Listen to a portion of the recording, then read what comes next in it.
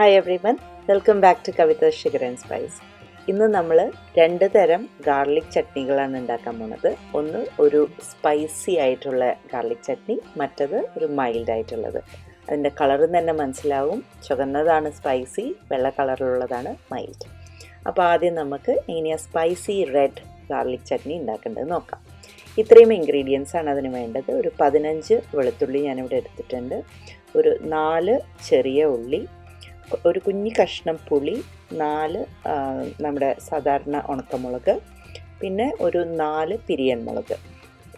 ഇത് നിങ്ങൾക്ക് എരിവിൻ്റെ ഒരു കണക്കനുസരിച്ചിട്ട് നിങ്ങൾക്ക് മാറ്റി എടുക്കാവുന്നതാണ്, കൂട്ടും കുറയ്ക്കും ഒക്കെ ചെയ്യാം. ഇതിപ്പോൾ അത്യാവശ്യം നല്ല സ്പൈസി ആയിരിക്കും, കുട്ടികൾക്ക് കൊടുക്കാൻ ഞാൻ റെക്കമെൻഡ് ചെയ്യില്ല. അപ്പോൾ നിങ്ങൾക്ക് അത്ര സ്പൈസി വേണ്ടാണ്ടെങ്കിൽ ഈ മുളകിൻ്റെ എണ്ണം കുറച്ച് അങ്ങോട്ടും ഇങ്ങോട്ടും മാറ്റിയിട്ട് എടുത്താൽ മതി. 2 മാറോ അങ്ങനെ എന്തെങ്കിലും ആക്കിയിട്ട് എടുത്താൽ മതി. ഇനി നമുക്ക് ഒരു പാൻ അടുപ്പത്ത് വെച്ച് അതിലേക്ക് 1 ടേബിൾ സ്പൂൺ വെളിച്ചെണ്ണ ഒഴിക്കാം. എന്നിട്ട് അതിലേക്ക് ഞാനിവിടെ ചെറിയുള്ളിയൊക്കെ നടുവേ മുറിച്ച് വെച്ചിട്ടുണ്ട്. ചെറിയുള്ളിയും വെളുത്തുള്ളിയും ഇത് രണ്ടും 1 മിനിറ്റ് ഒന്ന് ഷാലോ ഫ്രൈ ചെയ്തെടുക്കണം. മീഡിയം ഫ്ലെയിമിൽ ഇട്ടാൽ മതി, കരിയാതിരിക്കാൻ പ്രത്യേകം ശ്രദ്ധിക്കുക. അതൊന്ന് വഴന്നു കഴിഞ്ഞതിന് ശേഷം നമുക്ക് മുഴുവൻ മുളകുകളും അതിലേക്ക് ഇടാം.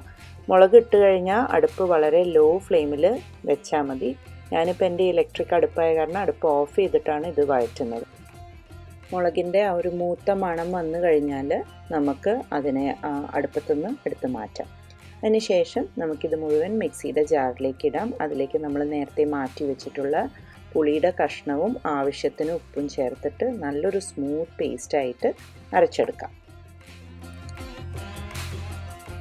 അങ്ങനെ നമ്മുടെ ചട്നി ഇവിടെ അരച്ച് റെഡി ആയിട്ടുണ്ട്. ഇനി നമ്മൾ നേരത്തെ ഉപയോഗിച്ച അതേ ഫ്രൈയിങ് പാനിലേക്ക് ഞാനൊരു 2 ടേബിൾ സ്പൂൺ വെളിച്ചെണ്ണ ചേർക്കുകയാണ്. അതിലേക്ക് നമുക്ക് 1 ടീസ്പൂൺ കടുക്, ഒരു 1/2 ടീസ്പൂൺ ഉഴുന്ന്, പിന്നെ കുറച്ച് കറിവേപ്പിലയും, ഒരു സ്ക്വീസ്, ആ പാത്രം കൊണ്ട് ഒരു സ്ക്വീസ്, ഒരു 1/4 ടീസ്പൂൺ ഉണ്ടാവുമായിരിക്കും, അത്രയും കായത്തിൻ്റെ പൊടിയും ഇട്ടതിന് ശേഷം നമ്മുടെ അരച്ച ഈ ചട്നി ഇതിലേക്ക് ഒഴിച്ച് നന്നായിട്ടൊന്ന് തിളപ്പിക്കണം. അപ്പോൾ ഒരു മീഡിയം ഫ്ലെയിമിൽ വെച്ചാൽ മതി. നന്നായിട്ടൊന്ന് ഇളക്കി കൊടുത്തുകൊണ്ട് തിളപ്പിച്ചെടുക്കുക.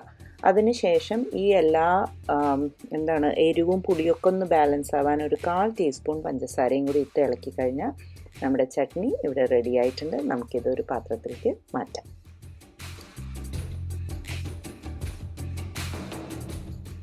അടുത്തതായി നമുക്ക് നമ്മുടെ വൈറ്റ് ഗാർലിക് ചട്നി, വളരെ മൈൽഡായിട്ടുള്ള ഈ ചട്നി എങ്ങനെയാണ് റെഡിയാക്കേണ്ടത് നോക്കാം. അതിനായിട്ട് ഞാനിവിടെ 1 കപ്പ് തേങ്ങ, 2 വെളുത്തുള്ളി, 2 പച്ചമുളക്, 1 തണ്ട് മല്ലിയില, ഇത്രയാണ് എടുത്തിരിക്കുന്നത്. ഇത്രയും സാധനങ്ങൾ ഉപ്പും കൂടി ചേർത്തിട്ട് മിക്സിയുടെ ജാറിൽ ഒരു 2 ടേബിൾ സ്പൂൺ വെള്ളം ചേർത്തിട്ട് നല്ല സ്മൂത്ത് പേസ്റ്റായിട്ട് അരച്ചെടുക്കുക. ഇതിൻ്റെ എരിവിൻ്റെ കാര്യം നിങ്ങൾക്ക് ആവശ്യമുണ്ടെങ്കിൽ പച്ചമുളക് കുറയ്ക്കേ കൂട്ട് എന്തെന്ന് വെച്ചാൽ ചെയ്യാം. അതുപോലെ തന്നെ ഗാർലിക് ഇപ്പോൾ ഇതൊരു പാകത്തിനായിരിക്കും, അപ്പോൾ കുറച്ചും കൂടി സ്ട്രോങ് ആയിട്ട് വേണമെന്നുണ്ടെങ്കിൽ ഒരു ഗാർലിക് കൂടി വേണമെങ്കിൽ ചേർക്കാം. ഈ ഒരു ചട്നിയിൽ നമ്മൾ വറുത്തിടുന്നില്ല, ഇങ്ങനെ തന്നെ ഇത് വളരെ ടേസ്റ്റിയാണ്.